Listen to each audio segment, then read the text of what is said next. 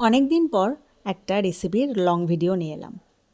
রেসিপিটা অন্ধ্রপ্রদেশের সয়াবিন কারি। রেসিপিটা পুরোটাই নিরামিষ।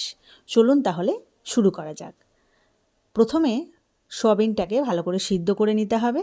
এর মধ্যে দিয়ে দেবো একটু হলুদ গুঁড়ো আর একটু নুন। সয়াবিনটা এদিকে সিদ্ধ হতে থাক, একটা ব্যাটার রেডি করে নিই। সেই সময় ব্যাটারটার মধ্যে দেব বেসন, পরিমাণ মতো বেসন, তারপর দিতে হবে পরিমাণ মতো টক দই। এইবার বেসন আর টক দইটাকে ভালো করে ফেটিয়ে নিতে হবে। প্রয়োজন পড়লে 2 কাপ জল দিতে হবে।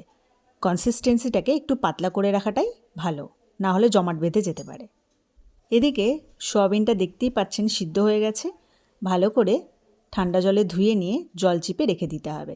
এরপর কড়াইতে সর্ষের তেল দিয়ে ভালো করে সয়াবিনটাকে একটু নেড়ে নিতে হবে। সয়াবিনটা নেড়ে নিলে একটু ক্রিপসি ভাব থাকবে, সেটা খেতে বেশি ভালো লাগবে।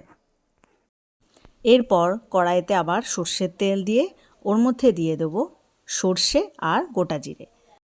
এরপর দিয়ে দিতে হবে পরিমাণ মতো টমেটো। এই রান্নাটাতে একটু বেশি টমেটো দিলে বেশ ভালো লাগবে।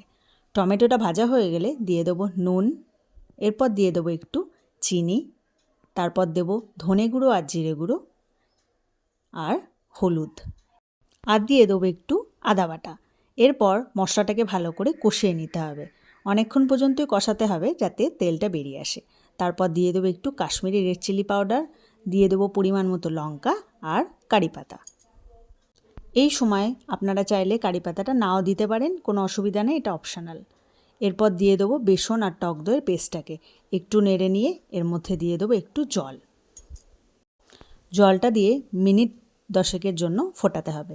এরপর দিয়ে দেবো ভেজে রাখা সয়াবিনটা দিয়ে একটু নাড়াচাড়া করে ওর মধ্যে দিয়ে দিতে হবে জল। জলটা দিয়ে মিনিট 15 থেকে 20 ঢাকা দিয়ে ফোটাতে হবে, আর মাঝে মাঝে কিন্তু এটা নেড়ে দিতে হবে। রান্নাটা কিন্তু এবার মোটামুটি হয়ে এসেছে। এবার একটা তড়কা রেডি করতে হবে। কড়াইতে রিফাইন তেল দিয়ে দেবো, ওর মধ্যে দিয়ে দেবো 1 চামচ ঘি। আপনারা এটা পুরোটাই ঘিয়ে করতে পারেন, কোনো অসুবিধা নেই। তারপর দিয়ে দেবো লম্বা লম্বা করে কাটা, মানে জুলিয়ান শেপে কাটা আদা আর কারি পাতা। তারপর দিয়ে দেবো কাঁচা লঙ্কা আর হিং। কারি পাতাগুলো বেশ ভালো করে ভাজা হয়ে গেলে এই কারি পাতা মিক্সচারটা দিয়ে দিতে হবে সয়াবিন কারির মধ্যে, দিয়ে ভালো করে মিক্সড করে 5 থেকে 7 মিনিটের জন্য ফোটাতে হবে। এরপর দিয়ে দেবো ওপর থেকে একটু কসুরি মেথি। কসুরি মেথিটাকে ভালো করে মিক্সড করে নিলেই রেডি হয়ে যাবে সয়াবিনের এই কারিটা। এটা কিন্তু একটা সাউথ ইন্ডিয়ান রেসিপি, পুরোটাই নিরামিষ। সয়াবিনের বিভিন্ন নিরামিষ রেসিপি জানা থাকলে বেশ সুবিধা হয়।